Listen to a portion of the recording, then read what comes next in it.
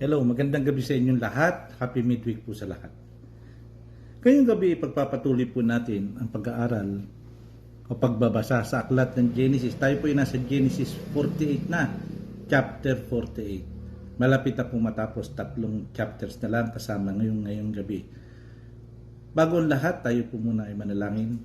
Ama namin Diyos sa langit, maraming salamat po sa inyo. Salamat po sa lahatin sa linggong na daan na kami po inyong ginabayan at pinatnubayan. Iningatan, biniyayaan, pinahiram ng buhay at kalakasan. Pinagaling po kami sa aming mga karamdaman. Salamat po sa inyo. Patawad din po sa aming mga kasalanang nagagawa. Sa gabi pong ito, sana po magpapasama kami sa inyo, sa inyong banal na Espiritu upang maunawaan po namin ang aklat ng Genesis na kami po ay namamangha, natutuwa at nagagalak sa mga istorya sa buhay ni Jacob, ni Jose. Salamat po sa inyo at ang inyong mga banal na anghel nawa ay kumabay sa amin. Lahat po hinihiling namin sa pangalan po ng aming Panginoong Hesus. Amen. Okay, ngayon po ay umpisahan na natin ang nasa aklat ng Genesis 48. Sa Genesis 48, 1 hanggang 22. Maiksi lamang po ito. Hindi nagtagal may nagbalita kay Jose na may sakit ang kanyang ama. Kaya dinala niya ang dalawang anak niya na sina Manase at Ephraim at pumunta kay Jacob. Nang malaman ni Jacob na dumating ang anak niyang si Jose, sinikap niyang makaupo sa higaan niya. Sinabi ni Jacob kay Jose, "Noong naroon pa ako sa Luz, sa lupain ng Kanaan, nagpakita sa akin ng makapangyarihan Diyos at binasbasan niya ako. Sinabi niya, bibigyan kita ng maraming lahi para sa magiging ama ka ng maraming tao. At ibibigay ko ang lupain ito ng Kanaan sa mga lahi mo at magiging kanila ito magpakailanman." Nagpatuloy si Jacob sa pagsasalita. Ang dalawa mong anak na si Ephraim at Manase na ipinanganak dito sa Ehipto bago ako dumating ay itinuturing kong mga anak ko. Kaya kagaya nila Ruben at Simeon, nagmula rin sila sa kanilang mga lahi ng mga Israelita. Pero ang susunod mong mga anak ay maiiwan sa iyo at makakatanggap ng mana na galing kina Ephraim at Manase. Naalala ko ang pagkamatay ng iyong ina. Galing kami noon sa Padan Aram at naglalakbay sa lupain ng Kanaan. Malapit na kami noon sa Afrata nang mamatay siya. Kaya inilibing ko na lang siya sa tabi ng daan na papunta sa Efrata. Nang makita ni Israel ang mga anak ni Jose, nagtanong siya, "Sino sila?" Sumagot si Jose, "Sila po ang mga anak ko na ibinigay sa akin ng Diyos dito sa Ehipto."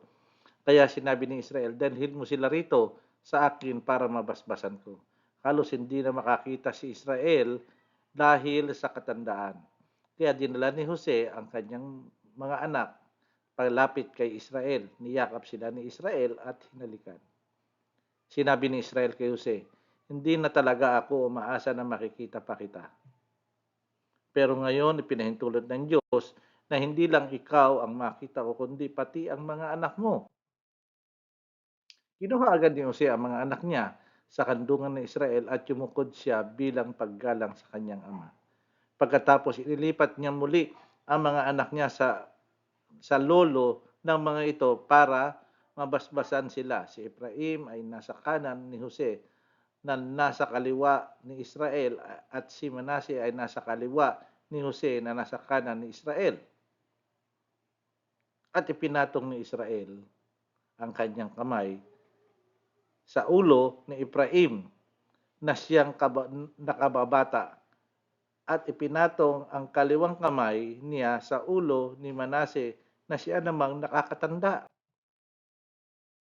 Pagkatapos binasyabasan niya mga ito, "Naway pagpalain ang mga batang ito ng Diyos na paglingkuran ang aking mga ninuno na sina Abraham at Isaac, na siya ring Diyos na nagbabantay sa akin nagsimula nang ipanganak ako hanggang ngayon, at naway pagpalain din sila ng anghel na nagligtas sa akin sa lahat ng kapahamakan. Naway maalala ako ng aking mga ninunong sina Abraham at Isaac sa pamamagitan nila at naway dumami pa sila sa mundo.